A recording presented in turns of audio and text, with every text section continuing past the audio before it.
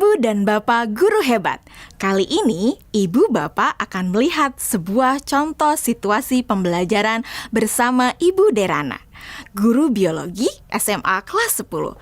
Karena situasi sedang pandemi, Ibu Derana melakukan pembelajaran menggunakan metode flip learning.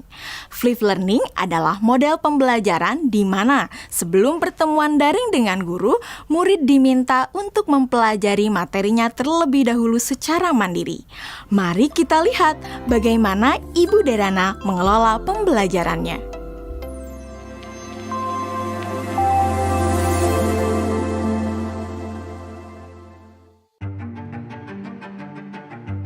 Sebelum mengajar, beberapa hari sebelumnya, Ibu Derana tentu melakukan persiapan terlebih dahulu. Dalam tahap ini, Ibu Derana benar-benar memastikan bahwa ia memahami tujuan pembelajaran yang ia ingin murid-muridnya capai.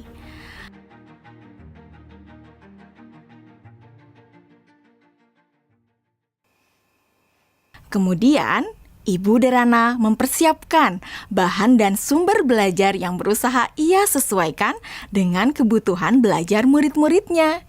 Ia menyiapkan beberapa buku, salinan artikel koran, video-video yang semuanya berkaitan dengan materi yang akan dipelajari murid-muridnya. Semua bahan belajar tersebut ia letakkan di Google Drive dan nantinya akan dapat diakses oleh murid-muridnya melalui Google Classroom. Ibu Derana lalu mengkomunikasikan kepada murid-murid melalui WhatsApp Group untuk mengingatkan mereka mengakses Google Classroom mereka.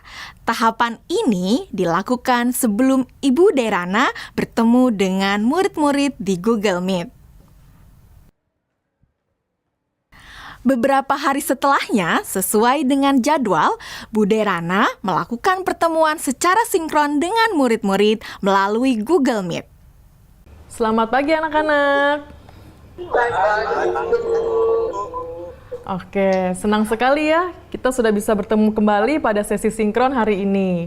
Sebelumnya, Ibu mau terima kasih ya sama kalian karena kalian sudah belajar secara mandiri dari rumah melalui materi yang Ibu masukkan di Google Classroom. Nah, kalian sudah mempelajari semua yang ada di Google Classroom? Sudah. Oke. Jadi anak-anak, pada pertemuan sinkron hari ini, kita akan mempelajari lebih dalam lagi mengenai keanekaragaman hayati. Ibu akan sharing beberapa pelajarannya ke kalian ya.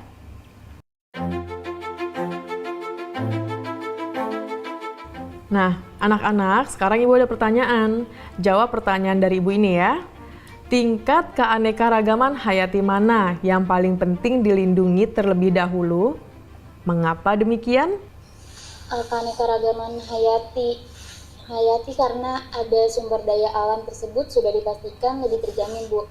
Kesehatannya juga fungsinya juga sumber daya alam hayati ini juga lebih sering digunakan dibandingkan dengan sumber daya alam non hayati karena lebih terjamin. Seperti itu, Bu, jawaban dari saya. Oke, jawabannya bagus sekali itu ya. Itu lengkap banget jawabannya. Yang lain sudah mendengarkan dan sudah memahami apa jawaban dari Dwi Melati? Sudah, Bu. Oke, sekarang kita lanjut ke pertanyaan selanjutnya ya anak-anak ya.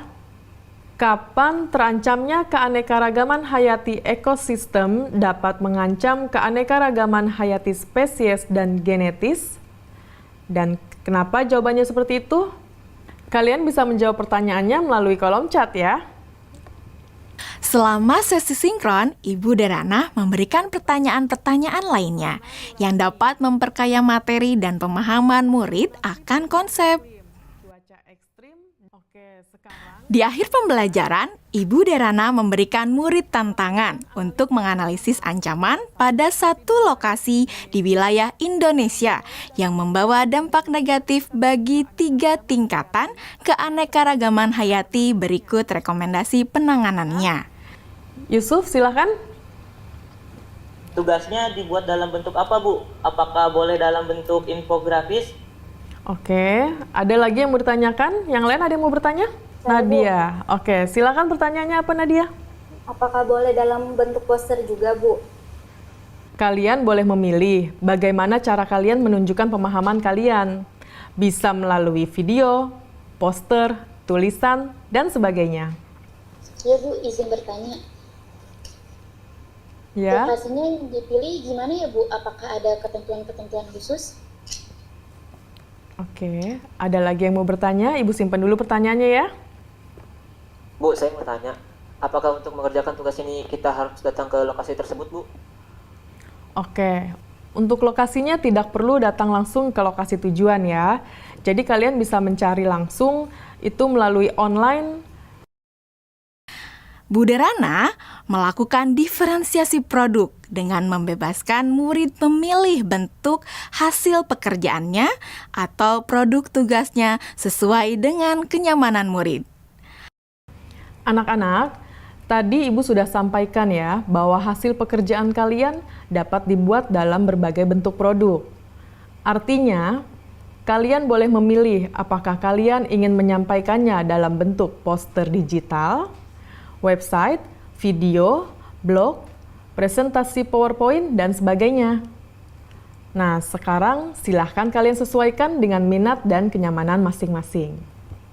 Namun demikian, kalian harus memperhatikan bahwa yang akan Ibu nilai adalah apakah kalian dapat menganalisis ancaman pada satu lokasi di wilayah Indonesia yang membawa dampak negatif bagi 3 tingkatan keanekaragaman hayati. Berikut rekomendasi penanganannya. Jadi, poin-poin kriteria yang akan dinilai akan berkaitan dengan hal tersebut. Nah, agar kalian bisa memahami dengan jelas tentang kriteria penilaiannya, mari kita diskusikan kriteria penilaian tersebut bersama-sama ya. Bagaimana? Setelah anak-anak jelas dengan kriteria penilaiannya, maka kemudian Ibu Derana meminta anak-anak untuk bekerja secara asinkron. Selamat tenggat waktu pengerjaan tugas untuk membantu murid-murid yang masih mengalami kesulitan. Ibu Derana menyediakan slot-slot waktu tertentu untuk berdiskusi secara individual maupun secara kelompok kecil. Saya ingin konsultasi, Bu. Iya, boleh. Bu Derana memberikan waktu kepada murid-murid lainnya untuk dapat mengkonsultasikan draft yang mereka buat. Ibu Derana juga memastikan untuk memberikan umpan balik terhadap pekerjaan yang dibuat oleh murid-muridnya. Ibu dan Bapak Guru hebat, demikian video singkat salah satu contoh penerapan pembelajaran berdiferensiasi. Tetap semangat Ibu dan Bapak Guru hebat.